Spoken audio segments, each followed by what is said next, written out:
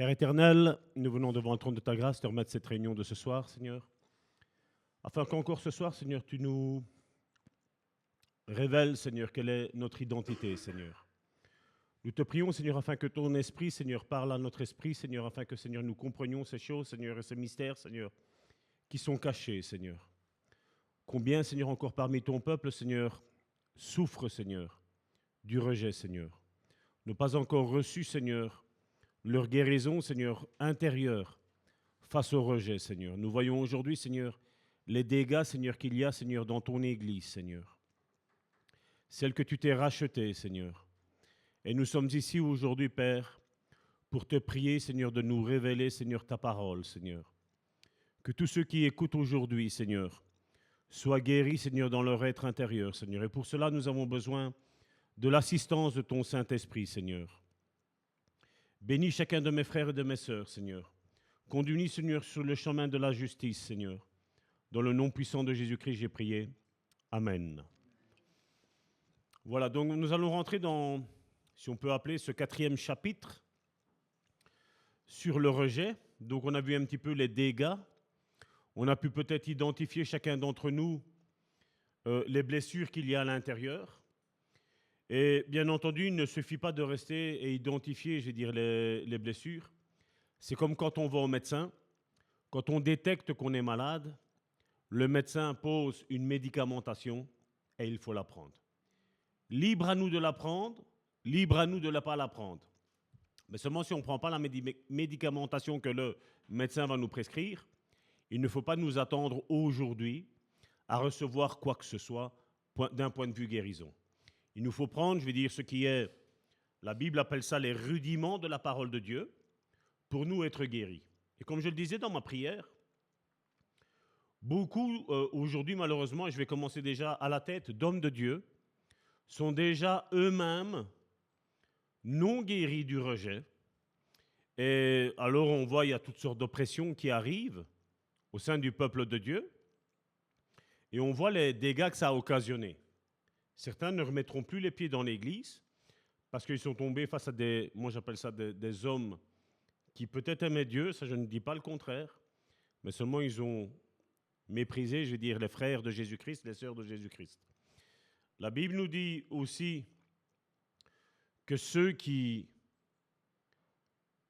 vont détruire les enfants de Dieu seront punis, mais il dit aussi que les personnes qui auront été scandalisées par ces hommes de Dieu-là, malheureusement vont payer. On pourrait dire, mais c'est illogique. Mais quelque part, si nous avons nos nez plongés dans la parole de Dieu, le Seigneur va nous révéler comment sortir des pièges de l'ennemi. Et donc malheureusement, comme je dis, j'ai parlé que des ministres de Dieu sont encore malades du rejet, mais il faut aussi dire que si des ministres de Dieu sont malades du rejet, il y a aussi parmi le peuple des personnes qui sont malades du rejet. Et qu'est-ce que ça va occasionner ? Ça va occasionner des guerres, des disputes, des divisions. On le voit, c'est sous nos yeux. Et donc le but est de rentrer dans cette restauration de son identité face au rejet. Donc, déjà, je vais déjà mettre la barre déjà assez haute. Jésus disant à la croix, « Père, Père, pourquoi m'as-tu abandonné ?» Aujourd'hui, on lit ça comme ça, mais si on médite rien que sur ce passage-là, qu'est-ce que Jésus a éprouvé lors de la croix ? Le rejet. Vous croyez que, oui, Jésus était pleinement Dieu, mais il était aussi pleinement humain. Et donc, quelque part, dans les pensées de Jésus, quand Jésus a dit « Père, Père, pourquoi m'as-tu abandonné ?» quelque part, il a regardé tous ses disciples, toutes les personnes auxquelles il a fait du bien, et à la croix, on va dire, il ne se retrouvait qu'avec, je mets ça entre guillemets, sa mère, son frère et Marie Magdala. Et vous me l'avez déjà entendu dire ici au sein de l'Église, où sont tous ceux qui ont subi un miracle de la part de Jésus ? Où est la reconnaissance que ces personnes-là ont eue vis-à-vis de Jésus ? Donc Jésus lui aussi a subi le rejet, mais il n'est pas resté dans le rejet. Il est sorti de là. Et donc nous aussi, nous devons sortir du rejet, vouloir guérir du rejet. Et encore une fois, si durant ces semaines, vous avez entendu de ma bouche ce verset qui disait « Quand l'esprit de l'homme est abattu, qui peut le relever ?» Beaucoup ont été étonnés que j'ai dit que même Dieu ne peut pas le relever. Si toi, tu ne décides pas de guérir, ce n'est pas Dieu qui va nous forcer à guérir. Donc nous devons absolument faire une introspection. Et je vais dire peut-être avant de commencer cette réunion d'aujourd'hui, de faire une petite prière en disant « Seigneur, aujourd'hui je veux être guéri du rejet ». Parce que ça ne sert à rien de tourner autour de la même montagne pendant 40 ans. Nous savons bien qu'est-ce qu'Israël a subi. Il ne va pas y avoir de guérison, il ne va rien y avoir. Donc, mais à partir du moment où nous voulons nous en sortir, le Seigneur, lui, va agir. Ça, c'est certain.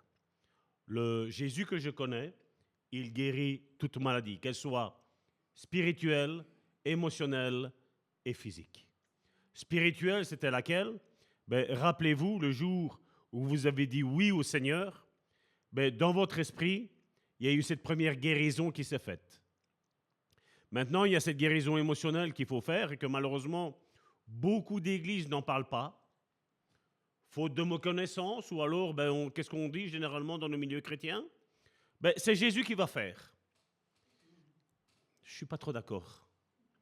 Parce que Jésus nous a dit qu'il était la lumière du monde, n'est-ce pas? Mais ensuite, il nous a dit que toi et moi, nous étions la lumière du monde, n'est-ce pas? Il nous a dit qu'il allait porter sa croix. Et ensuite, qu'est-ce qu'il nous a dit? Que toi et moi, nous allons porter la croix. On a dans les évangiles un Jésus qui guérit les malades, hein, et qui, quand il prend les 70 dans Luc chapitre 10, il leur dit « guérissez les malades ». Les disciples auraient été en droit de dire « mais Seigneur, comment on guérit les malades? Quelle est la marche à suivre ?» Mais c'est quelque chose que dans ce monde contemporain que nous vivons, toi et moi, on n'a pas compris, on pense que Dieu doit faire des choses, alors que c'est à nous à les faire. Si on doit prier les uns pour les autres, c'est pour qu'on soit guéris les uns pour les autres, non, n'est-ce pas? Si on doit prier les uns pour les autres, c'est parce qu'on doit s'aimer les uns les autres, n'est-ce pas? Si on doit se supporter les uns les autres, quelque part, c'est parce que Dieu est en train de nous supporter aussi, n'est-ce pas? Parce que ça aussi, il faut le dire, on est chrétien, mais Dieu doit nous supporter, c'est pas vrai? Et donc, on voit que le rejet est quelque chose qui est déjà fort ancré et qui rentre, je crois qu'une des blessures qui rentre dans la vie d'un être humain, c'est le rejet. Le rejet, pourquoi? Vous pensez, je sais que toi et moi, on ne s'en rappelle pas. Mais le jour où nous avons été expulsés du corps de notre maman, là où on était bien au chaud, là où on était en sécurité, là où il n'y avait personne pour t'ennuyer, c'est pas vrai? Tu savais te disputer avec personne à part avec un cordon ombilical quelque part, hein? Mais je veux dire, cet acte d'expulsion qu'on a fait, on est passé par un canal très étroit, on a été oppressé, on a été écrasé, et puis on s'est retrouvé dans un monde inconnu, où on s'est dit, ah, oh, là c'est plus le même, hein? Donc on voit que déjà là, le rejet, il commence déjà à s'installer dans la vie de quelqu'un. Mais Dieu l'a permis parce qu'il sait qu'il va nous guérir. Amen. Donc une fois que les blessures du rejet se sont produites, des efforts doivent être faits pour soulager les blessures et trouver des moyens de satisfaire le besoin d'amour dans sa vie. Il cherche à se réadapter aux blessures du rejet et à trouver des moyens de compenser ces blessures. Les paragraphes suivants que nous allons lire durant, à mon avis, 2 bonnes semaines. Donc les paragraphes suivants identifient et commentent les méthodes courantes que les gens emploient pour se réadapter aux blessures du rejet. On avait parlé, rappelez-vous, je crois que c'est la 42e semaine que nous étudions la guérison intérieure ici au sein de l'Église. Il y a 54 semaines sur une année. Regardez le nombre de temps que nous sommes en train de parcourir sur la guérison et vous ne pouvez pas imaginer le nombre de messages qu'on m'a dit « ça me parle, ça me parle, ça me parle ». Parce que le monde chrétien, malheureusement, est malade et il refuse de croire qu'il est malade. Et alors, on s'appuie sur une idéologie fausse qui peut-être peut être scripturaire. Quand on dit que voilà, c'est Dieu qui nous guérit, c'est vrai. C'est Dieu qui le fait. Mais seulement on oublie par quel intermédiaire Dieu le fait. Dieu vient guérir au travers de toi et de moi. C'est pour ça qu'il nous dit dans Jacques qu'il nous faut imposer les mains aux malades, les uns les autres, prier les uns pour les malades, oindre les malades d'huile, prier pour les malades. Donc vous voyez, ce n'est pas Dieu qui le fait. C'est Dieu qui le fait au travers des hommes, mais les hommes doivent faire ce qu'ils ont à faire. Et donc malheureusement, aujourd'hui, beaucoup n'arrivent pas à rentrer dans la guérison. À cause de quoi? À cause que certains ne font pas ce qu'ils ont à faire.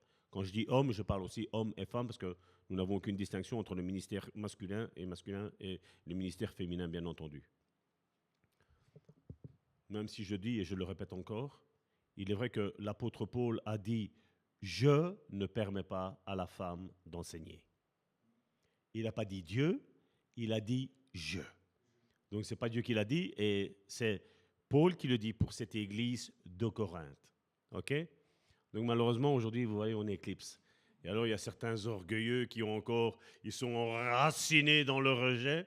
Peut-être qu'ils ont été blessés par leur maman. Et alors, quand ils voient une femme, ils voient leur maman. Et ils le cachent. Et vous pouvez regarder, et c'est ce que j'ai dit un jour à un pasteur qui m'a raccroché au nez. Quand tu dis qu'une femme ne peut pas prêcher, qu'un homme ou une femme disent ou prêchent que Jésus est amour, quelle est la différence?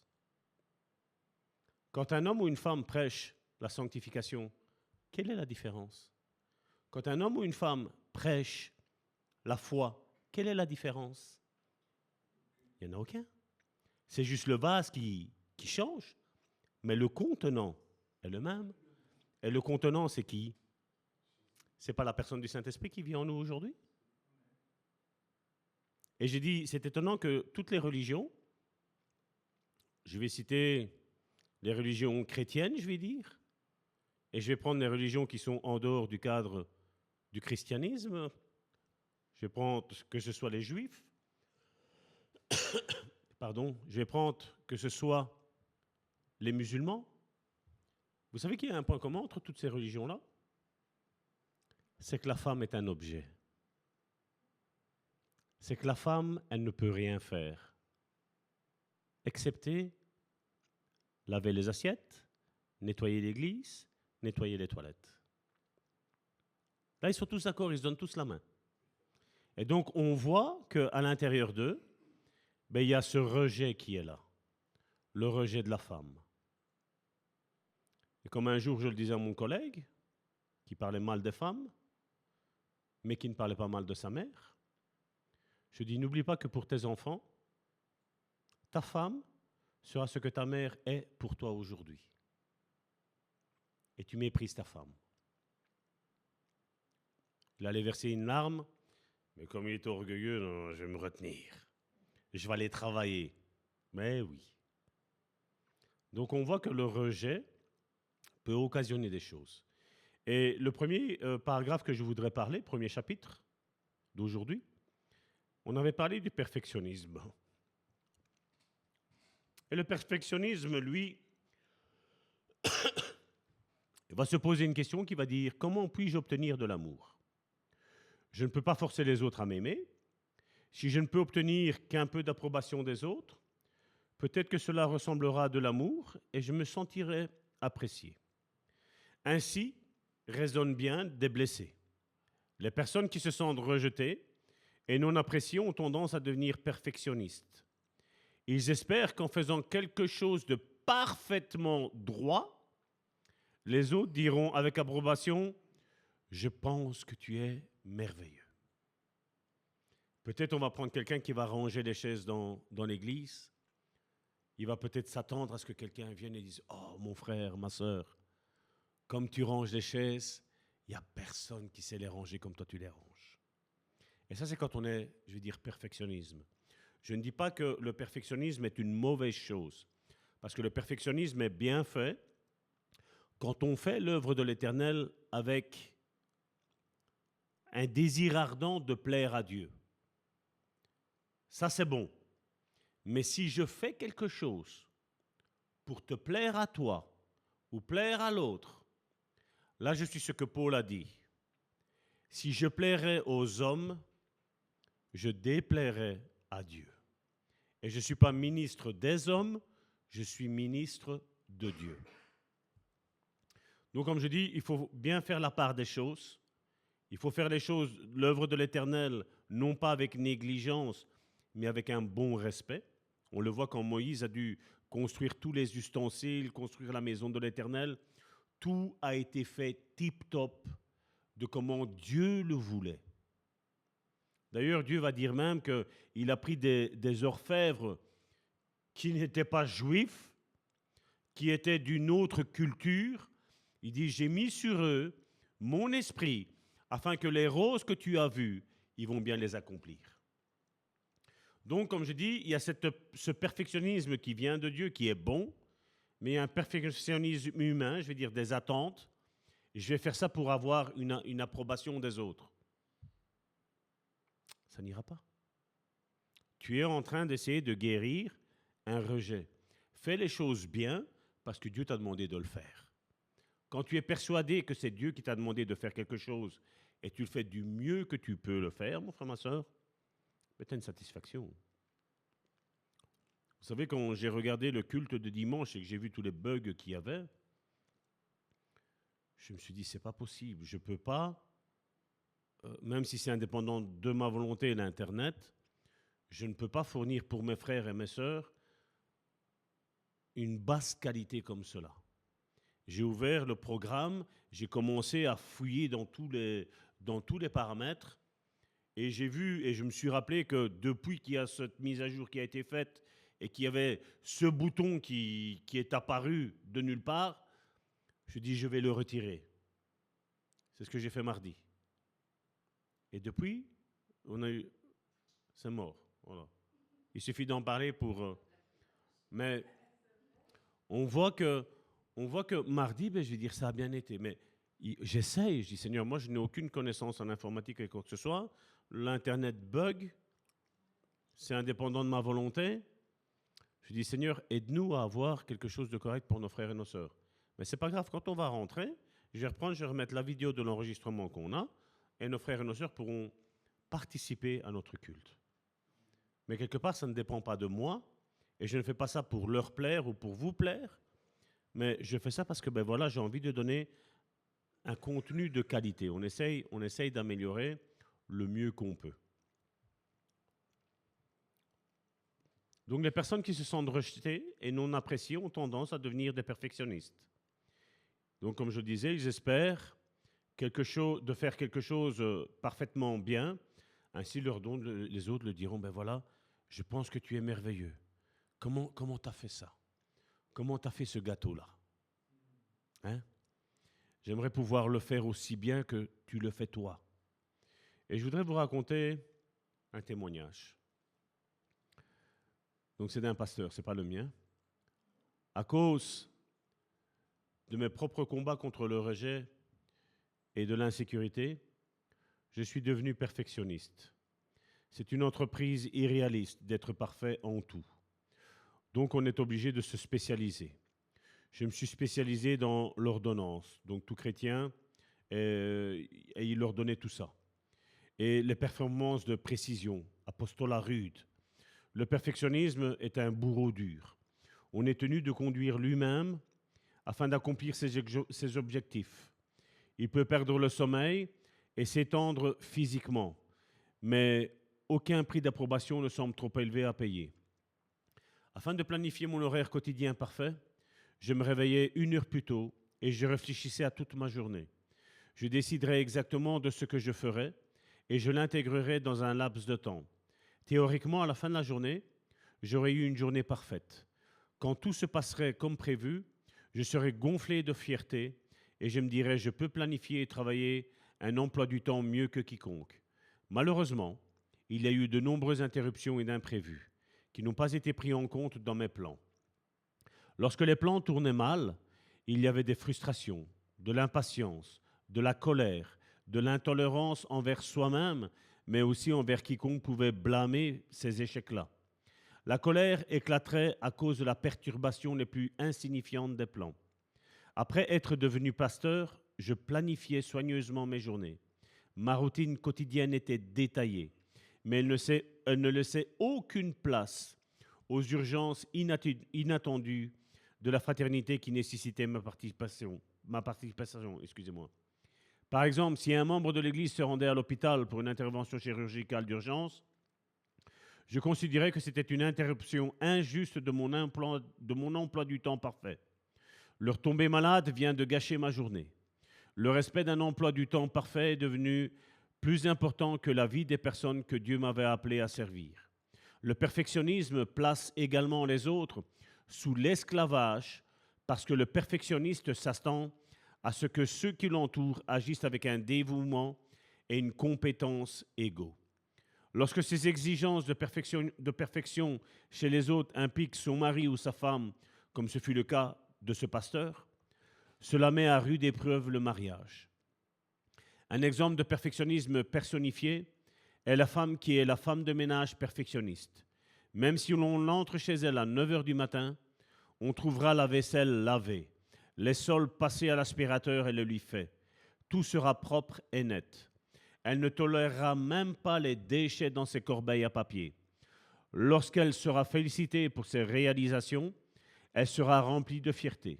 Si des circonstances modifiées interfèrent avec ses objectifs de perfection, elle devient frustrée et irritable. Il est louable d'être soigné et ordonné, mais le perfectionnisme est une servitude. Le perfectionniste est physiquement sollicité pour suivre des objectifs de performance irréalistes et inutiles. Et je ne sais pas si ça parle à certains d'entre vous. Il estime que la performance parfaite est la clé de l'acceptation. Le diable infligera de lourds fardeaux chaque fois qu'il le pourra. Mais Jésus a dit quelque chose de contraire à ce que nous venons de lire, et on le prend dans Matthieu, chapitre 11, au verset 30. Je l'ai pris dans la version second 21. En effet, mes exigences sont bonnes et mon fardeau léger. Vous vous rappelez? Dans la Louis II, il était dit « Mon joug est doux et mon fardeau est léger ». Et ici, on voit que combien aujourd'hui, et comme je dis, ça ne touche pas que les ministères. Ici, je vous ai lu le témoignage d'un pasteur.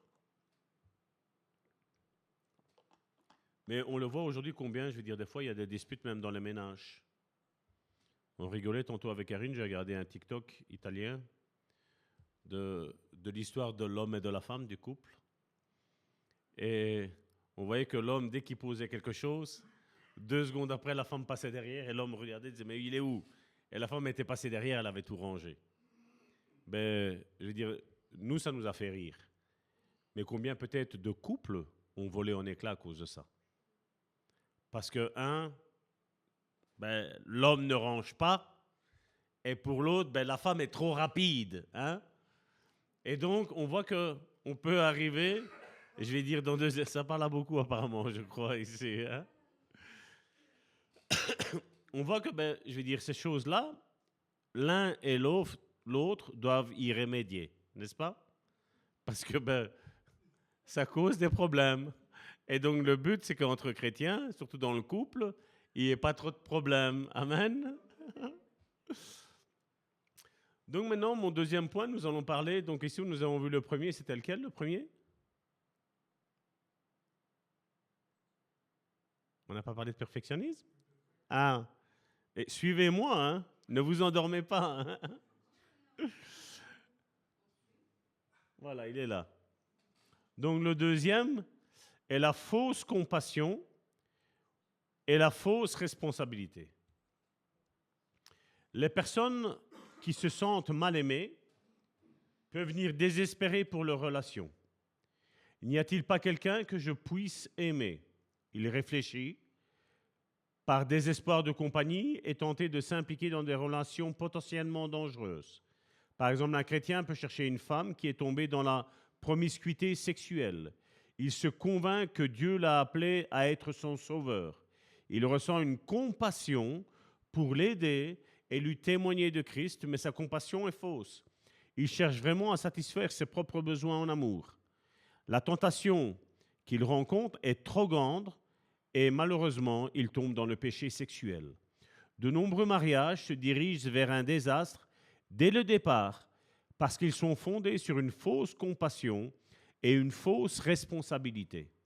Par exemple, une femme chrétienne pure choisit de s'impliquer avec un homme qui est dans les profondeurs du péché. Et bien souvent, on entend ça, je vais le changer. Vous savez, moi, je sais une chose, je vais prendre mon parcours personnel. Le seul qui a pu me changer, ça a été Dieu. Je ne dis pas et je ne prétends pas être parfait à ce jour, mais seulement je sais le laps de temps que mon épouse et moi, nous avons vécu sans Dieu. Et combien de fois ma femme m'avait fait des reproches pour moi pouvoir changer. Elle a essayé de me changer, j'ai essayé de me changer, et ça a toujours raté. Mais la bonne nouvelle, c'est que quand le Seigneur est venu, et à partir du moment où il lui a dit « Seigneur, change ma vie », le Seigneur, lui, a réussi à le faire. Amen. Encore une fois, je ne dis pas ça en disant que Salvatore est parfait. Non. Non.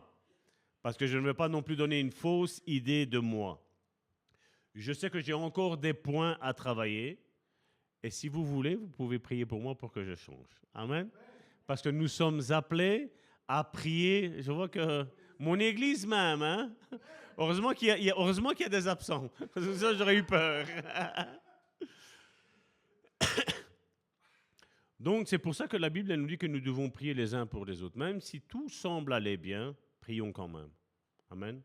Parce que le diable rôde comme un lion rugissant, la Bible nous dit. Elle croit qu'à moins qu'elle ne l'aide, personne d'autre ne le fera. Et que Dieu la tiendra pour responsable de sa damnation. Et ça, récemment, j'ai eu quelqu'un, et c'est ce que je lui disais, arrête de te focaliser comme ça, laisse faire Dieu. Parce que si Dieu change le cœur de cette personne-là, les choses vont aller mieux. Donc la seule chose que nous avons à faire, c'est moins parler. N'oubliez pas que, comme je l'ai dit, on n'a qu'une seule bouche, mais on a deux oreilles. Hein? Donc, parlons moins, écoutons plus, mais écoutez, celui qui est dans l'erreur, ça ne va pas. C'est parlons une fois, disons, Seigneur, voici, je te remets telle personne, je te remets mon conjoint, je te remets mon collègue, je te remets mon patron, je te remets mon directeur, je te remets mon ami, je te remets mon voisin, je te remets, voilà, vous mettez qui vous voulez dedans. Je te le remets entre tes mains. Et après, tu écoutes ce que Dieu a à dire et tu attends jusqu'à quand il parle. Croyez-moi bien, ça va, les choses vont aller beaucoup plus vite. Parce que malheureusement, si nous essayons de changer les autres, je vais vous dire, qui est-ce qui a su se changer soi-même? Moi, j'attache mes mains. Moi, je les attache. Donc, on a besoin de lui, Jésus, le Saint-Esprit qui est en nous maintenant, pour nous aider à changer notre caractère. Amen. Et donc, Dieu ne nous donne pas cette responsabilité que si quelqu'un se perd, ben, c'est de notre faute. Non. Chacun, je dirais, a une relation avec Dieu.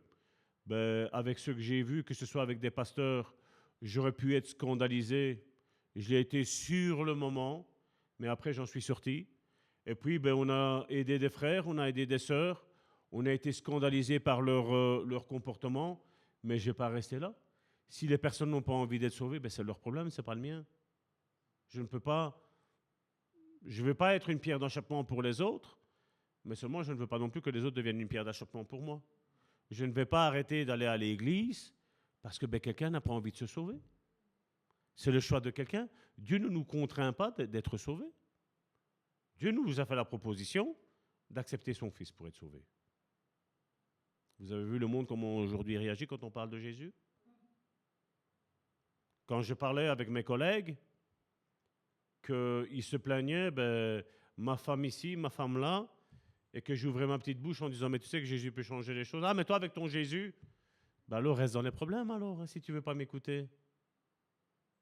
Mon propre chef ne voulait pas m'écouter pendant 8 mois. Il m'a fait subir la galère de chez Galère. C'était l'enfer. Travailler ces jours-là a été vraiment l'enfer pour moi. J'y allais avec des pieds de plomb.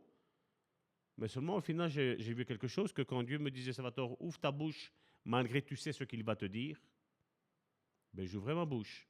Jusqu'au moment où c'est mon chef qui a plié, et c'est lui qui est venu se confier. Et j'étais comme son psychologue, entre guillemets. Mais comme j'ai dit, j'étais à l'écoute de Dieu. Et là, je me taisais.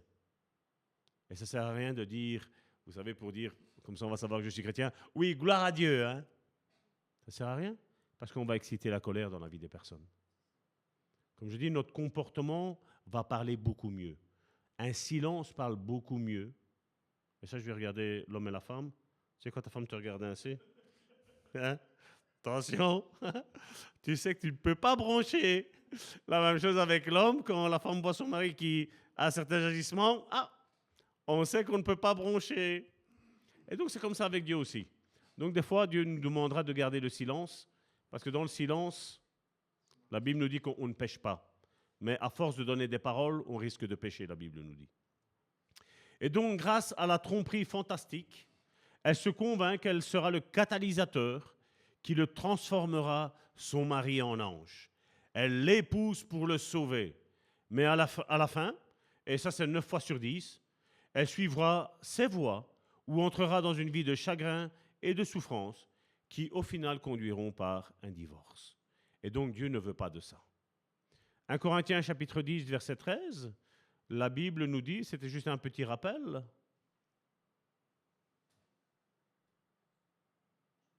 1 Corinthiens 10, 13. Tu peux le mettre, s'il te plaît, en second 21.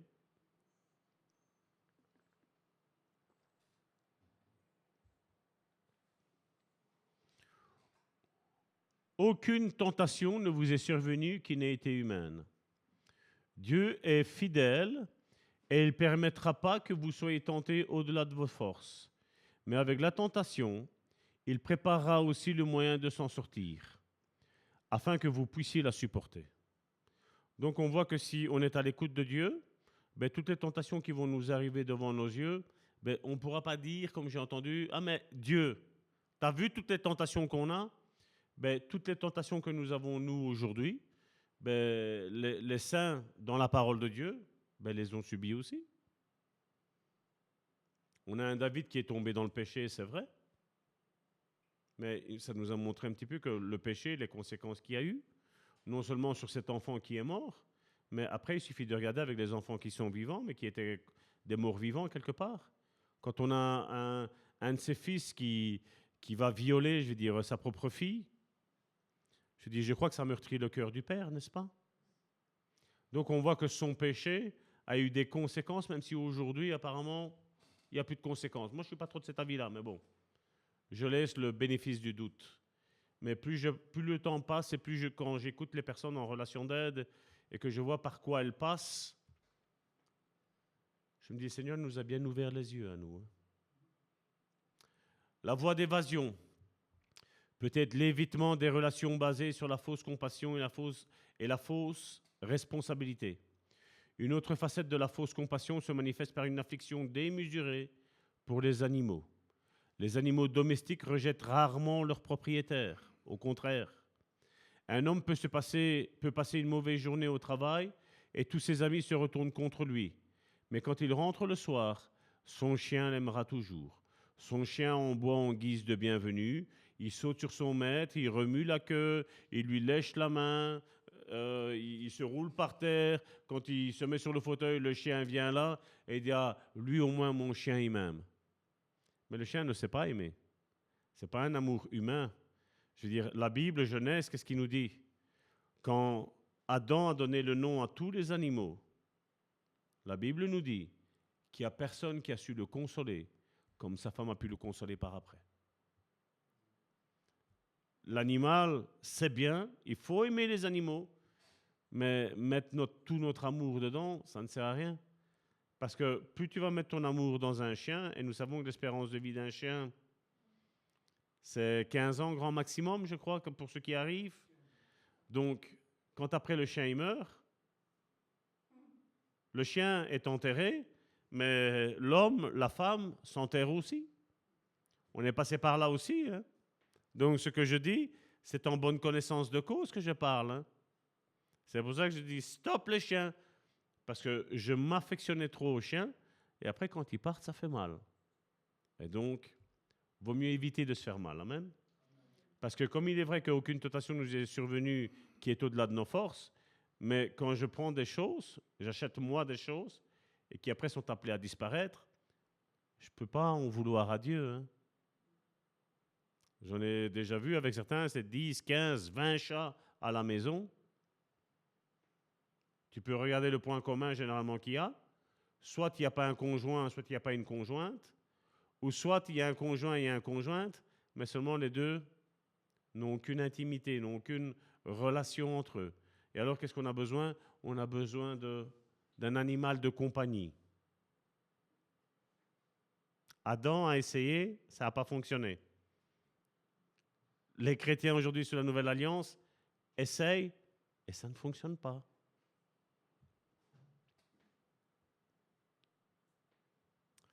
Toute cette activité du chien s'additionne à je t'aime, mon bébé, mon petit chéri, je suis content que tu sois à la maison. Ce n'est pas mal d'avoir des animaux de compagnie, mais c'est mal de compter sur eux pour la compagnie et l'amour. Dieu a amené tous les animaux qu'il avait créés devant Adam, comme je le disais. Et je vais juste vous rappeler que tous ces animaux ont eu un nom par Adam, mais pour Adam, il n'a pas été trouvé une aide digne pour lui. Et là, on le voit dans Genèse, chapitre 2, au verset 20.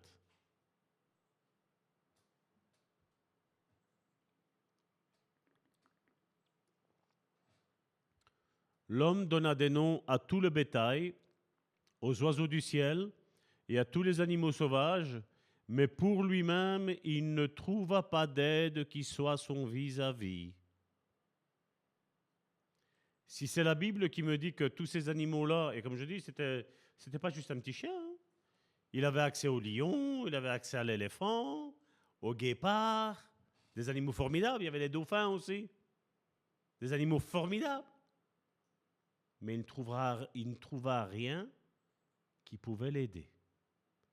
La seule personne qui pouvait l'aider, c'était un conjoint.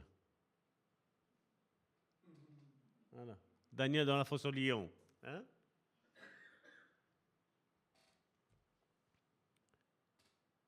Aucun animal au monde ne pouvait combler le besoin de compagnie d'Adam. Comment juger si sa relation avec les animaux est déséquilibrée? D'abord, humanise-t-on son animal de compagnie?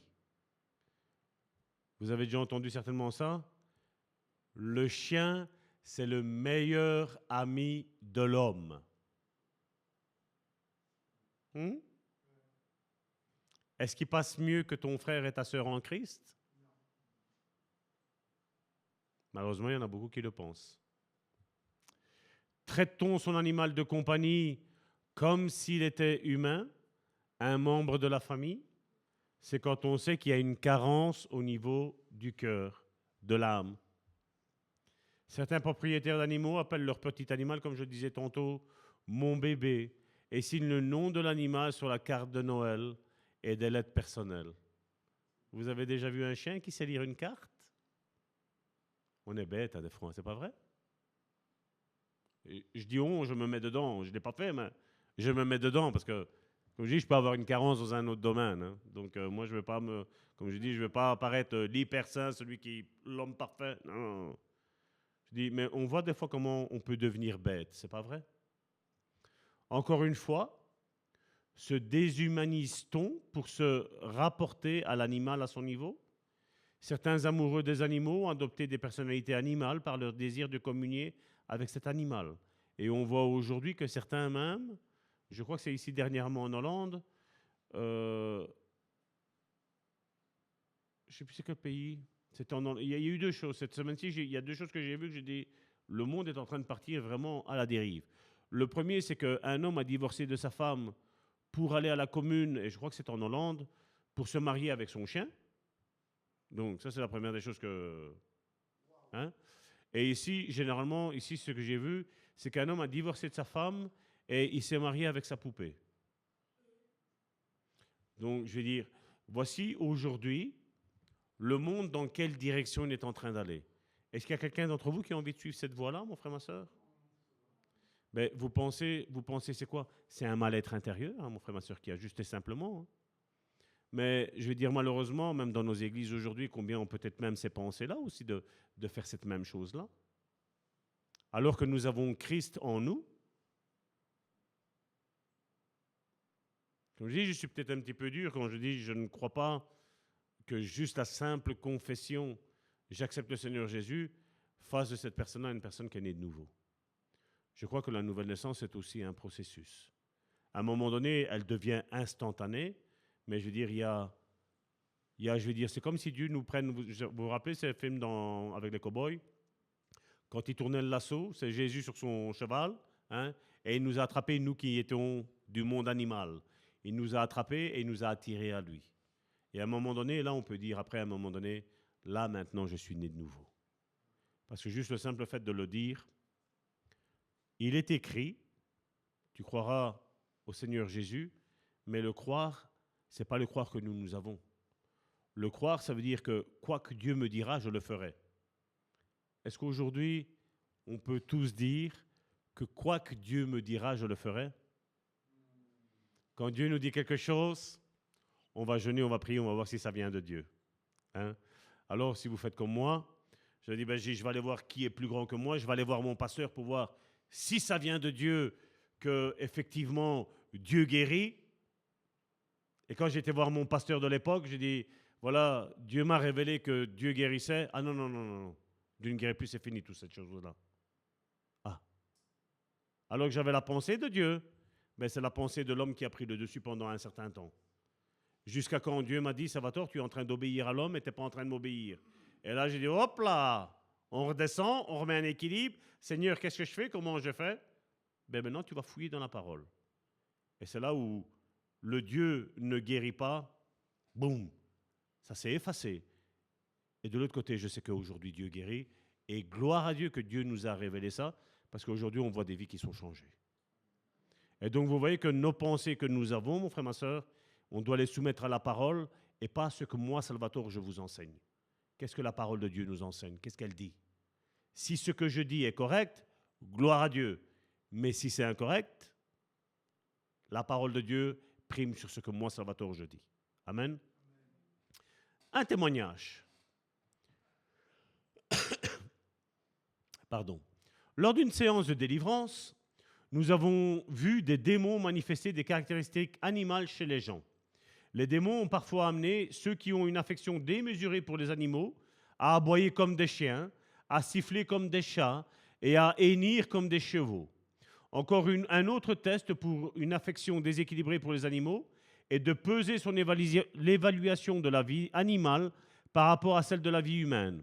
Ceux qui ont été rejetés par les gens et acceptés par les animaux de compagnie peuvent préférer voir une personne blessée ou tuée plutôt que de voir un animal souffrir.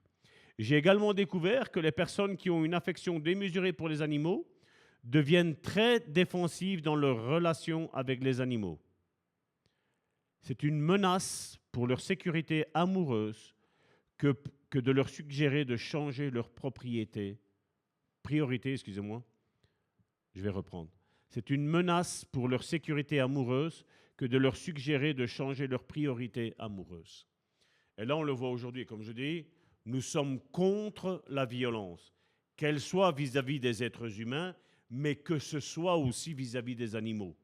Mais il ne faut pas non plus inverser la tendance aujourd'hui, où vous avez vu aujourd'hui, certains par mesure qui n'aiment pas qu'on tue, je vais dire, un animal pour le manger, sont devenus véganes, sont devenus végétaliens et tout ce qui s'ensuit. Et on part dans des dérives qui sont pour moi sectaires. Et croyez-moi bien, moi là-dedans, certains ne seront pas d'accord avec moi, mais là-dedans, moi je vois aussi la religion qui est là-dedans. C'est un esprit de religiosité. Comme aujourd'hui nous avons cette histoire d'avortement aujourd'hui, pour moi, c'est une religion. C'est la religion de Baal.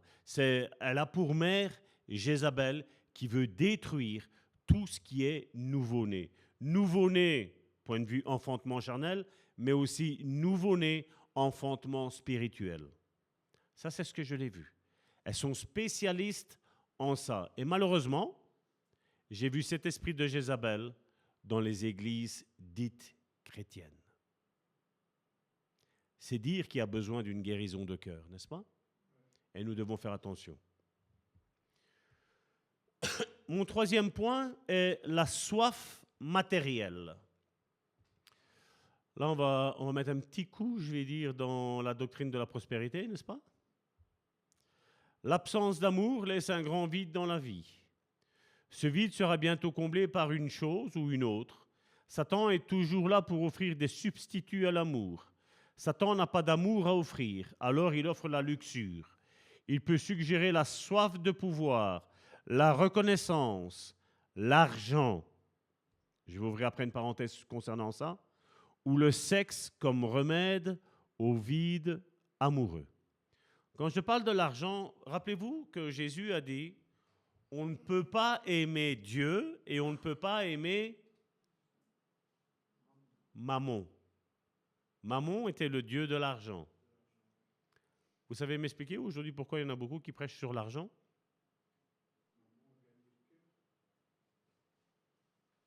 De l'abondance du cœur, la bouche elle parle, la Bible elle me dit. Donc on voit que quand on est attaché à tout ce qui est bien matériel, alors que je crois que à partir du moment où on est né, la seule certitude que nous avons, c'est que nous allons mourir tous.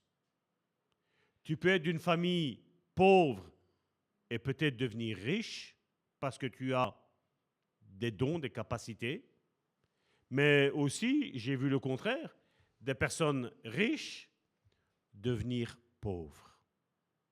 Et de ce côté-là, croyez-moi bien, ça fait beaucoup plus mal. Hein. Parce que comme on dit, quand tu es habitué avec un standing de vie, et qu'après tu dois vivre avec le minimum légal, hein, ça fait mal. Et quand Jésus a parlé de Dieu et de Mammon, s'il a parlé de Dieu et de Mammon, il n'a pas parlé même de l'orgueil. Hein. Il a parlé de Mammon, c'est pourquoi? C'est parce que regardez, combien de personnes aujourd'hui, quel est le sujet tabou? L'argent. Quand tu dis, combien tu gagnes? Ah ben, assez, ou pas assez, ou trop peu. Hein? On a peur de parler de Dieu. Mais quel mal y a-t-il, mon frère, ma soeur? Malheureusement, ça c'est l'église d'aujourd'hui, l'église moderne. Je veux juste rappeler que dans la Bible, elle nous disait que quand, au temps des apôtres, la Bible nous dit qu'ils avaient tout en commun et il n'y avait pas un seul indigent dans l'église. Quand Pierre, a parlé à Ananias et Saphira, il leur a dit, moi je ne vous ai pas demandé combien vous l'avez vendu.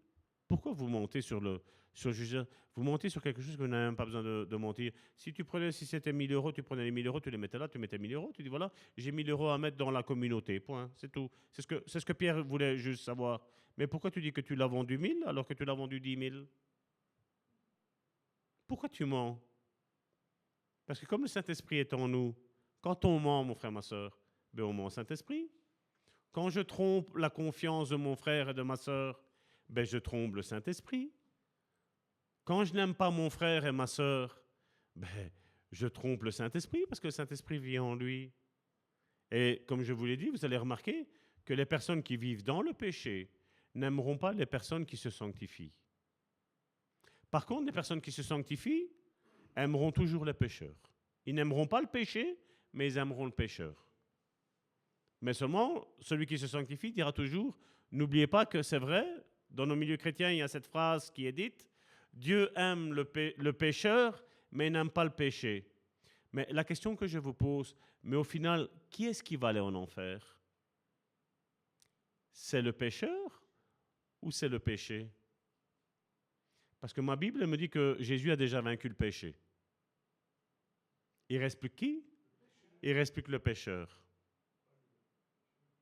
Et malheureusement, aujourd'hui, l'Église chrétienne a dit non, mais à partir du moment où tu dis que tu aimes le Seigneur Jésus, que tu essaies de faire tous tes efforts pour aimer le Seigneur, je vais vous dire, je vais être sincère avec vous, je ne fais aucun effort pour aimer le Seigneur. Parce que c'est le Saint-Esprit qui me convainc que je dois aimer le Seigneur, point. Je ne fais aucun effort. Parce que quand quelqu'un a dit que tout était accompli, point. Je n'ai pas à m'efforcer à ne pas pécher, Parce que je sais ce qui est bien, je sais ce qui n'est pas bien. Adam a mangé le fruit de la connaissance du bien et du mal. Donc, en nous, en toi, je veux dire, même sans le Saint-Esprit, tu sais ce qui est bien, tu sais ce qui est mal. Et comme je disais une fois à quelqu'un qui me disait, mais tu sais, Salvatore, tu crois que ça c'est un péché? Et alors j'ai dit à cette personne-là, je dis, mais quand tu commets ce péché-là, explique-moi qu'est-ce qui se passe. Ah ben Salvatore, je ferme la porte, je regarde à 2 fois si la porte elle est bien fermée, j'abaisse les volets, je tire les rideaux pour être certain qu'on ne voit rien, et puis je pêche. Je dis, mais s'il n'y a pas de péché, pourquoi tu fais ça? Ah, t'as compris? Oui. Mais tu sais, Salvatore, quand je me sanctifie, j'aime bien m'approcher de toi, mais quand je me sanctifie pas, ben, il faut que je m'éloigne de toi. Ben oui. Tu l'as dit. Il y a quelqu'un qui l'a dit.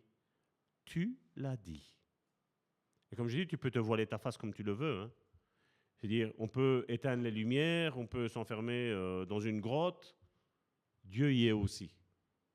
À cause qu'en moi, en toi, il y a quelqu'un qui vit qui s'appelle le Saint-Esprit. Ce que je regarde, il le regarde. Ce que j'entends, il l'entend. Hein? Ce que je dis, il ne dit pas. Mais c'est ce que j'ai dit. Les pensées ne sont pas encore dans notre cœur, que lui, c'est déjà ce qu'on va faire. Alors aujourd'hui, il y a beaucoup de chrétiens qui parlent du Saint-Esprit, mais qui, vous savez, ils magouillent là. Hein? Tu sais, ça sent le compromis. Ils pensent que tu ne le sais pas. Ils te parlent avec sincérité. Non, mais Salvatore, c'est pas pour ça. Hein? Non, non, non, non, non, non. Je sais que oui. Je sais que oui. Mais, je sais qu'on est des brebis. Hein? La Bible nous dit qu'aucune tentation nous est survenue qui est au-delà de nos forces. Donc je crois que toi et moi, on ne peut pas dire au Seigneur, c'est plus fort que moi. Parce qu'alors ce serait prendre la Bible et dire la Bible est menteuse. Et ça, je n'y crois pas. La Bible est la vérité. Amen. L'amour satisfait, mais la luxure ne satisfait jamais. Si vous ne me croyez pas, regardez un petit peu. Vous avez vu tous les suicides qu'il y a chez nos acteurs? Et alors, nous qu'on est, comme je dis, la basse classe, je veux dire, on est tous des ouvriers, ben nous, on pense que nous, on va devenir riches. Nous, on va dominer le monde, nous, on va dominer. C'est pas vrai? On dominera le monde, mais pas maintenant, au millénium. Mais tant qu'on sera ici, qui dit millénium veut dire qu'on est passé de la mort à la vie. Amen? À une autre vie, à la vie spirituelle. La luxure laisse toujours un vide et la plus grande blessure. Comme je disais encore, regardez nos stars, les stars que nous avons aujourd'hui. Robin Williams, qui, quand vous regardez ses films, vous faisait rire de la première seconde à la dernière seconde. Et lui était malheureux, s'est suicidé. Vous regardez, je vais dire, une grande star de football, Diego Armando Maradona. Regardez, sombrer dans la cocaïne et tout ce qui s'ensuit ici et là. Vous voulez que je continue? Ils ont tout, hein. Regardez nos stars aujourd'hui. Ils ont tout l'argent qu'ils veulent. Mais seulement, ils ont pensé qu'avec l'argent, on achète tout.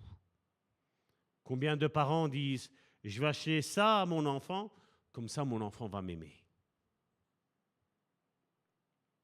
Et au premier coup de pied dans le derrière que le père, la mère reçoit, « Ah, ben oui. » Il faut de l'argent, mais la Bible nous dit que Dieu nous donne notre pain quotidien. Si tu as de quoi manger tous les jours, remercie le Seigneur. Si tu ne meurs pas de faim, remercie le Seigneur. Parce que malheureusement, nous connaissons énormément de chrétiens qui meurent de faim. Et nous, alors, la viande hachée, il y a un petit morceau dur dedans.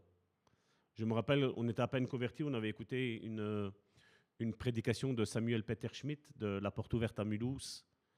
et qu'il disait qu'il avait été dans une maison, il avait été invité, et alors il y avait l'enfant qui avait pris la saucisse, il l'avait décortiquée, il l'avait ouvert, il avait commencé à regarder grain par grain qu'est-ce qui se passait dans la viande hachée, je vais dire.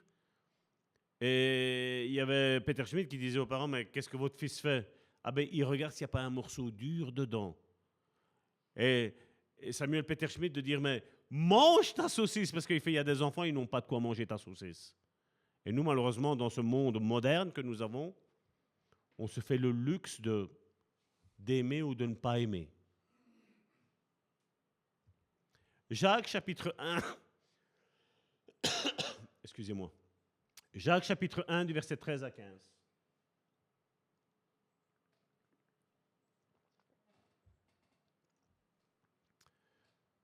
Que personne, lorsqu'il est tenté, ne dise « c'est Dieu qui me tente ». Je reprends. Que personne, lorsqu'il est tenté, ne dise « c'est Dieu qui me tente ».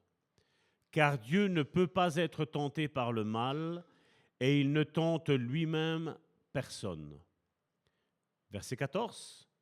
Mais chacun est tenté quand il est attiré et entraîné par ses propres...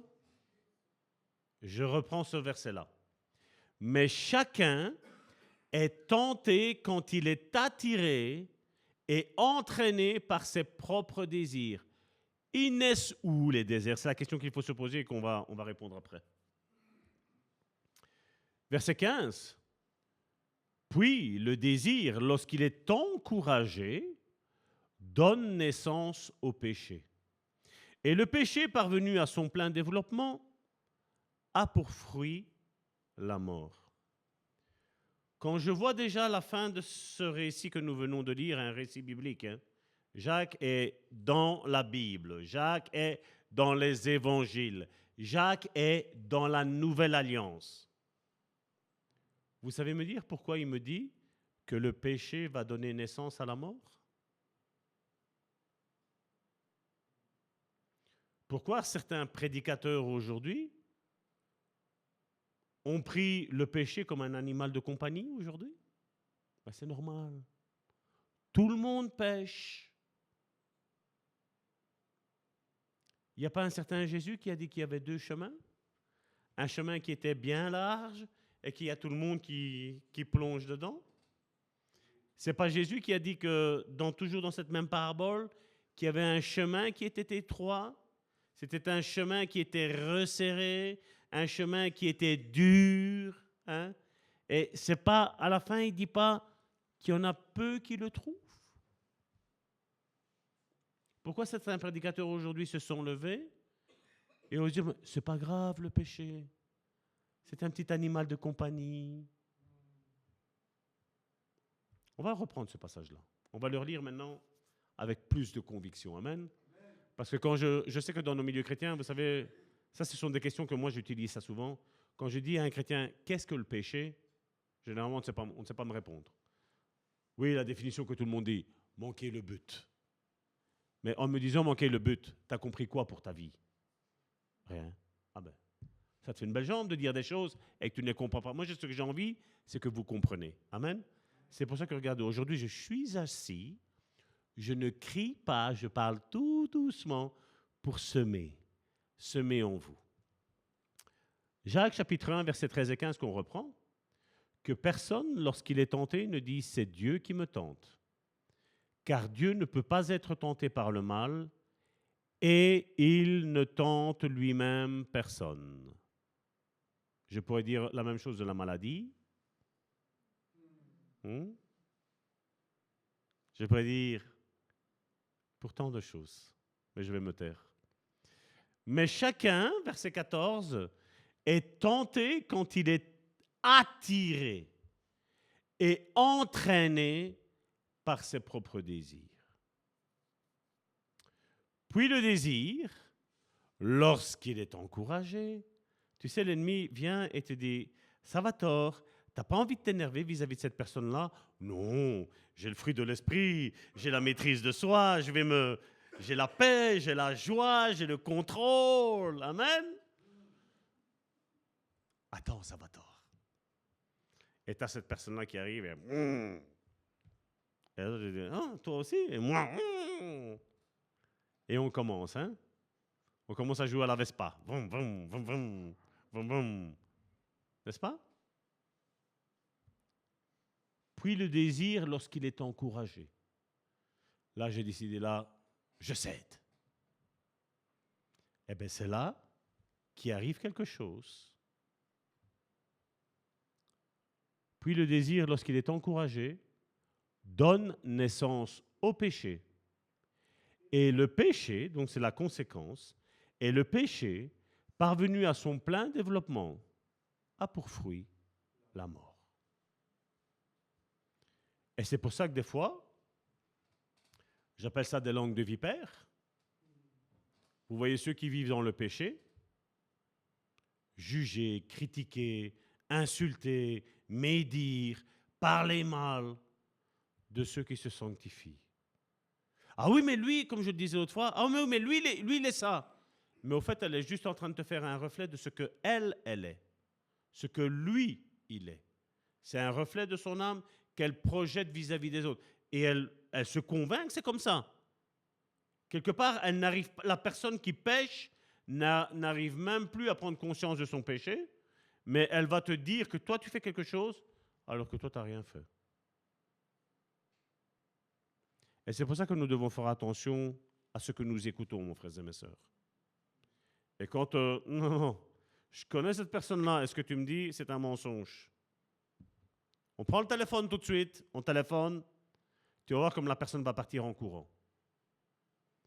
Une des choses, un des conseils que je peux vous dire, c'est qu'on vous dit, ne lui dis pas, mais de toute façon, elle le sait. Hein.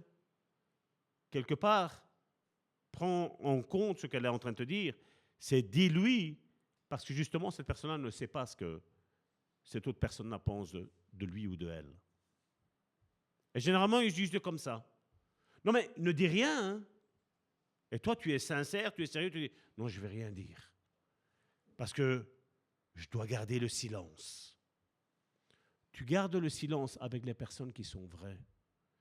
Mais avec les personnes qui sont fausses, mon frère, ma soeur, quand un péché est appelé péché, le péché mène à la mort, on l'a vu ici. Et si moi, je ne te mets pas en garde que quelque chose va te mener à la mort, je vais devoir rendre compte à toi. Si tu ne me crois pas, tu regardes Ézéchiel chapitre 3 et Ézéchiel chapitre 33. Si tu vois l'épée arriver et tu n'avertis pas la personne, il fait, lui mourra, mais toi tu payeras aussi. Et généralement, toi qui vas dire la vérité, toi tu es la mauvaise personne. Mais oui, mais pense ce que tu veux de moi. Ce n'est pas un souci. Hein. Récemment, je le disais à ma femme, je l'ai vu. Tu sais, le Saint-Esprit t'alerte de quelque chose. C'est des choses que je ne sculpte pas les murs de Pierre, Paul, Jacques, ça ne m'intéresse pas. Mais là, le Seigneur me dit, va voir un petit peu. Et quand j'ai vu un petit peu ce qui a été mis, j'ai compris dans la pensée que la personne a mis. Le texte était bon. D'ailleurs, je l'ai même partagé sur mon mur. Mais la personne, dans le but qu'elle l'a dit, n'est pas correcte. Alors, justement, j'avais une pensée au matin sur la curiosité. C'est bizarre, hein? Tu mets la curiosité et comme par hasard, tu n'arrives plus à retrouver la personne, elle t'a bloqué. Mais c'est bizarre. Hein? Alors tu n'es pas ami avec, tu n'es plus, on va dire. C'est bizarre. Hein? Mais on s'aime dans l'amour du Seigneur, bien entendu. Hein? Quelle utopie, n'est-ce pas? Et ça, c'est le monde, le christianisme d'aujourd'hui. Ok, il y a des blessures intérieures, ok. Mais si la personne ne t'a rien fait, ne va pas inventer des choses. Sois honnête, sois correct. Parce que vous savez, dans la première épître de Timothée, il nous est dit que dans les derniers jours, les gens seront quoi? Ils commencent par ça. Ingrats. Qui est-ce qui peut me dire aujourd'hui qui n'a pas subi d'ingratitude? Il semble y avoir un certain type de confort ressenti en obtenant des maisons de villégiature, des automobiles sportives, des manteaux de fourrure, des équipements sportifs élaborés, des vacances somptueuses, boire des bons vins raffinés. Mais toutes ces choses, mon frère, ma soeur, ce sont des objets. Et aucun objet ne va pouvoir te satisfaire. C'est pas vrai? Est-ce que ce n'est arrivé qu'à moi? Tu sais, tu achètes quelque chose de nouveau, là, une télévision, là. Tu as vu les premiers mois comment tu la frottes, ta télévision? Elle est toujours blinquante, le premier mois. C'est pas vrai? Et après, qu'est-ce qui se passe? Un détritus. La même chose avec la voiture. Hein. Je connais certains, moi j'étais petit, c'était pas ma voiture, c'était la voiture de mon père. Je commençais au matin, je finissais au soir de la nettoyer. Hein. C'était pas une grosse voiture, c'était une petite. Hein. C'est sûr que tu pouvais manger par terre. Mais quelle est la satisfaction que ça t'apporte? On n'avait pas de radio à la maison, il y avait une radio dans la voiture, je mettais la radio, j'utilisais toute la batterie de la voiture de mon père, mais au final, c'était juste une évasion, mon frère, ma soeur. Et tout ce qui est matérialisme, mon frère, ma soeur, est juste une évasion. Les enfants aujourd'hui qui sont... je pointe les enfants, mais ce n'est pas que les enfants, hein. Il faut le dire aussi. Hein. Des fois, il y a des journées, je me laisse avoir aussi. Hein. Je vous dis, moi, je ne veux pas paraître qui je ne suis pas. Mais combien de fois, hein, je vais juste regarder une vidéo. Chérie, je vais regarder comment on fait le risotto au cookéo, hein, comment on le fait. Et pour finir, tu regardes 50 vidéos. Je crois qu'au bout de 1, 2 ou 3, c'est bon. Tu sais comment on fait le risotto au cookéo, c'est pas vrai? Mais qu'est-ce qu'on fait? Et on se laisse avoir. C'est pas vrai? Par contre, si on retire toutes les applications et on met juste que la Bible, vous allez voir combien d'heures de temps d'écran il va y avoir dessus. Hein? 10 minutes grand maximum et encore. C'est pas vrai? C'est pour ça que nous devons être équilibrés. La convoitise des choses n'est jamais satisfaite de ce qui est obtenu. L'appétit de la luxure exige de plus en plus de choses. La luxure est une condition dans le cœur. Il peut y avoir de la convoitise pour des choses en dehors de l'obtention des choses. Certaines personnes contrôlées par la luxure vivent en fait dans la pauvreté et ont très peu de biens terrestres. Mais une guerre se poursuit en elle-même. Jacques, chapitre 4, du verset 1 à 3.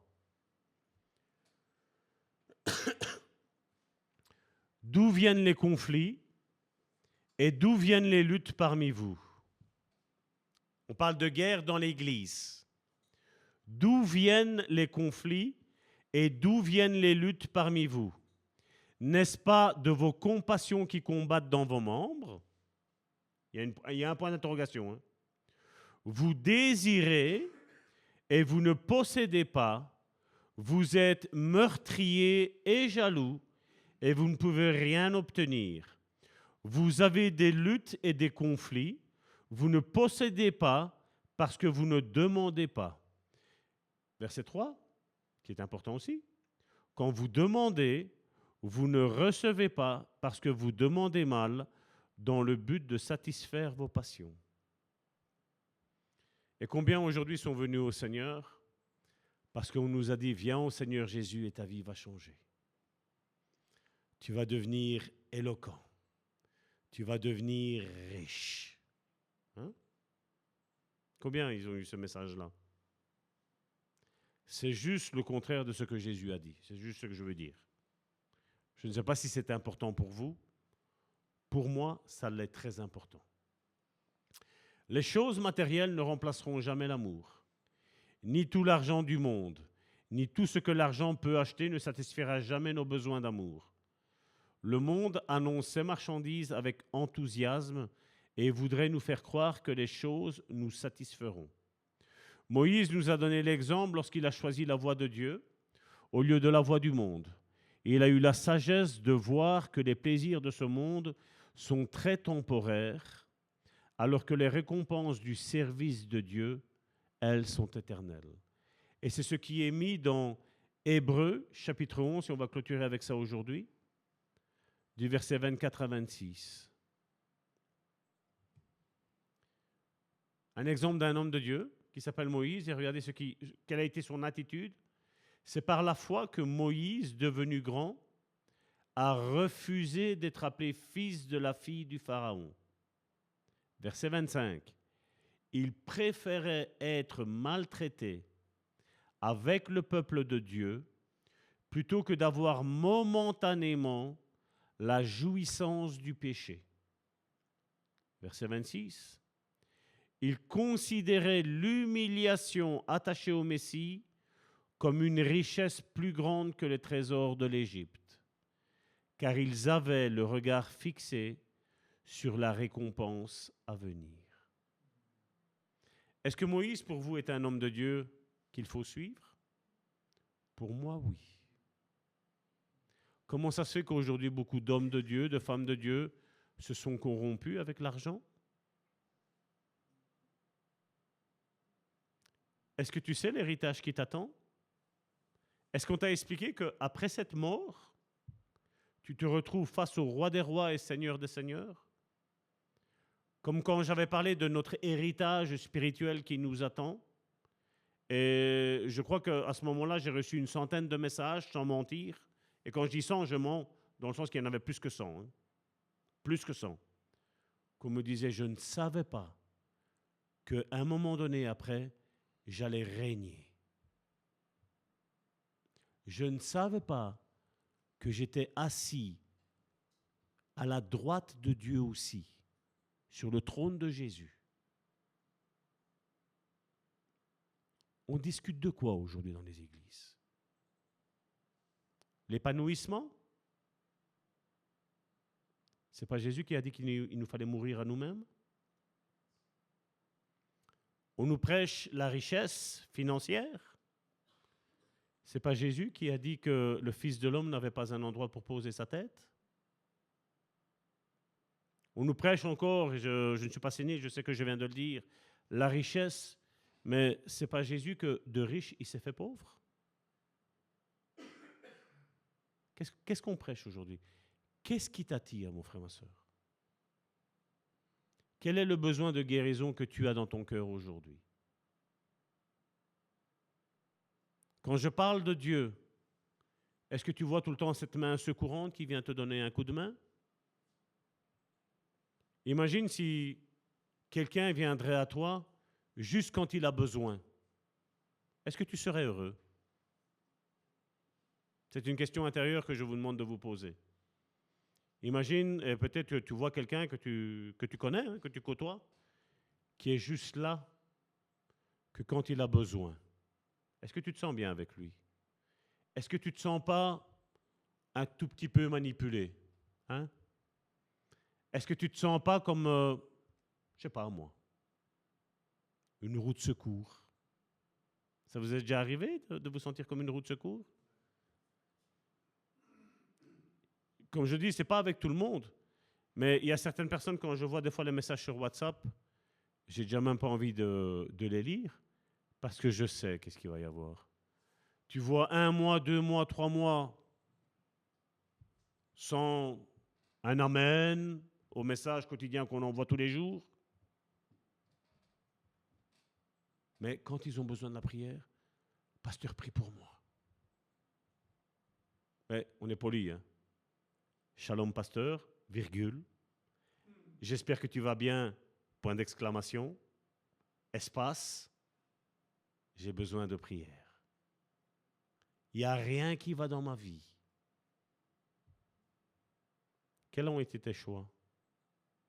Vous savez, je peux rentrer dans tous les désirs que mon âme veut. Je parle en qualité de pasteur, hein, parce que bon, on pense que les pasteurs sont arrivés à un niveau extraordinairement élevé. Je peux avoir des désirs dans mon âme, mais ma question suivante que je me pose à mon âme, c'est pour faire quoi?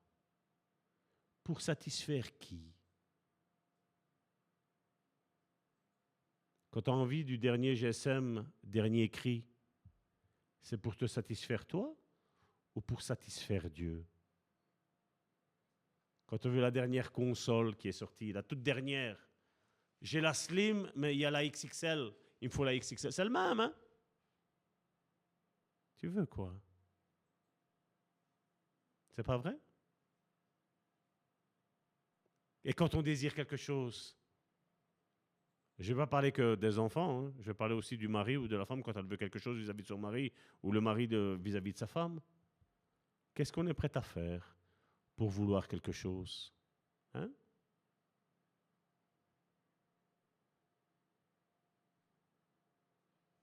Comme je le disais une fois à quelqu'un en relation d'aide, il y avait une sœur qui m'avait contacté, ça c'est un témoignage personnel, une sœur qui m'avait contacté, qui m'avait dit « Avec mon mari, ça ne va plus ». Et donc on avait essayé de trouver un petit peu les tenants, les aboutissants, tout ce qui s'ensuit. Et j'ai eu une pensée que je n'ai pas voulu dire, parce que c'était quand même assez délicat. Et à un moment donné, j'essayais de poser d'autres questions, mais le Saint-Esprit me disait, Salvatore, pose cette question-là. Je disais, non, Seigneur, non, non, non, non, ça ne se fait pas. Je suis un homme, c'est une femme, je ne peux pas poser cette question-là. Vous savez, il y a tous des travaux qui se passent dans notre tête. Et donc, j'essaie de trouver par moi-même une aide pour cette personne-là. Et bien entendu, quand tu essaies de par toi-même, il n'y a aucune aide qui arrive. Parce que si Saint-Esprit te dit de dire ça, c'est que l'unique clé, c'est celle-là, et ce n'est pas une autre. Et à un moment donné, j'ai une pensée qui me passe par la tête. Je dis, concernant ça, est-ce que ça se passe bien comme ça? Oh, pasteur, c'est Dieu qui vous a révélé, mais vous savez, je n'ai pas beaucoup de moyens.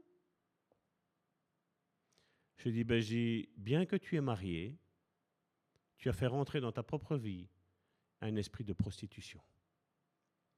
Parce que l'amour ne se paye pas. L'amour se donne gratuitement. Je dis, tu m'étonnes que ça ne fonctionne pas. Donc, soit tu arrêtes, ou soit le couple, il va arriver à la fin. Je n'ai plus de nouvelles après. Je ne pourrais pas vous dire une bonne suite, je n'ai pas eu de nouvelles, je ne veux pas mentir. L'amour ne s'achète pas. Ni avec de l'argent, ni avec des cadeaux. L'amour se démontre gratuitement. Tout simplement. Et quand il y a ça au sein du couple, les choses vont bien. Mais nous devons faire très très attention. Parce que nous avons un ennemi, même si nous avons gagné, même si nous sommes la Pentecôte, hein, on est charismatique, on croit aux dons, miracles, guérisons, tout ce qui s'ensuit. Attention parce que l'ennemi est rusé. Si mes souvenirs sont bons, c'est David Thierry qui le disait. Il dit, le diable est prêt à perdre une bataille pour ensuite gagner une guerre. Donc faisons attention. Je ne suis pas en train de glorifier Satan et ses démons de ce qu'ils sont en train de faire. Je suis en train juste de dire de faire attention à tout ce qui se passe dans ta vie où Dieu n'est pas au centre. Parce qu'on peut faire des œuvres caritatives, mon frère, ma soeur. Mais si Dieu n'est pas au centre, attention, danger. Amen. Nous devons faire attention que Dieu soit au centre de tout ce que nous faisons, de toutes nos décisions. Et certains vont dire, oh, mais c'est religieux ça. Pense-le que c'est religieux si tu le veux. Mais moi, j'avance pas après pas dans la sécurité avec Dieu. Parce qu'une sécurité sans Dieu, je vais te dire, tôt ou tard, elle va nous faire chavirer. Et nous devons faire attention. Parce que comme je dis, il y a un rejet qui est là dans la vie de tout le monde, ça touche tous les chrétiens. Et je dis, je me mets moi aussi dedans. Et nous devons faire attention. Parce qu'à partir du moment où tu es rejeté de quelqu'un, il y a une blessure qui s'occasionne dans ta vie. Et cette blessure-là, il faut demander au Saint-Esprit de venir la soigner. Mais non seulement de la soigner. Quand tu la soignes, il faut désinfecter, n'est-ce pas? Mais si la plaie, elle reste ouverte, attention, elle risque de s'infecter. Pardon. Elle risque de s'infecter. Donc, qu'est-ce qu'il faut demander? Il faut demander à ce que ces blessures, elles soient désinfectées, nettoyées, cicatrisées. Elles doivent être refermées. Parce que autrement, si elles souffrent, la personne, je vais prendre juste cet exemple-là et je vais clôturer avec ça. La personne qui est orgueilleuse, vous êtes-vous posé la question, pourquoi suis-je orgueilleux? Juste cette question-là. Ou si tu n'es pas orgueilleux, tu ferais bien de te poser la question, comment ça se fait que tu te poses que tu n'es pas orgueilleux, hein?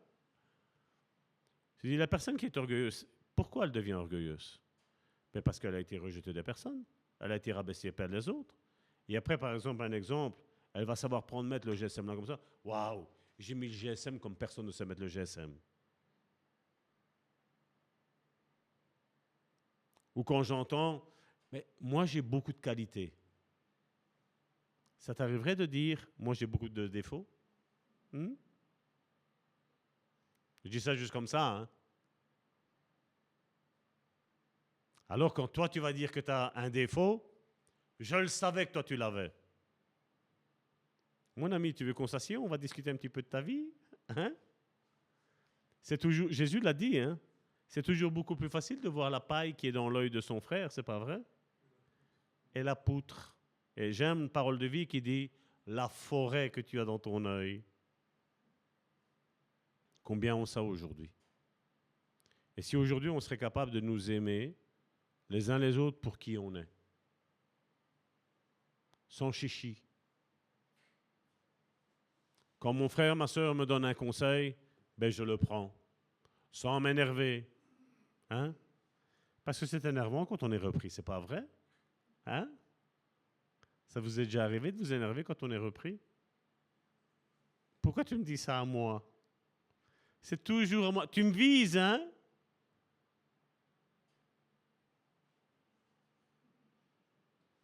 Exactement. La force de l'Église, c'est ça. C'est être unis les uns les autres. Nous aimer malgré nos difficultés, nos sales caractères, il faut le dire aussi, hein, non? Il n'y a que moi qui ai un sale caractère seulement? Moi, j'ai la pancarte ici, je ne sais pas si vous la voyez, ici. Travaux en cours. Le Seigneur Jésus est en train de me travailler. J'espère qu'il est en train de travailler le tien aussi, n'est-ce pas? Donc, s'il y a quelque chose que tu vois en moi qui ne va pas, je te permets de prier pour moi. Amen. Mais est-ce que tu me permets de prier pour toi si je vois quelque chose dans ta vie? Ou alors, il y en a certains qui disent, non, non, moi, tout va bien. Il y a Dieu, Jésus, Saint-Esprit et eux. Hein? Parce qu'en dehors d'eux,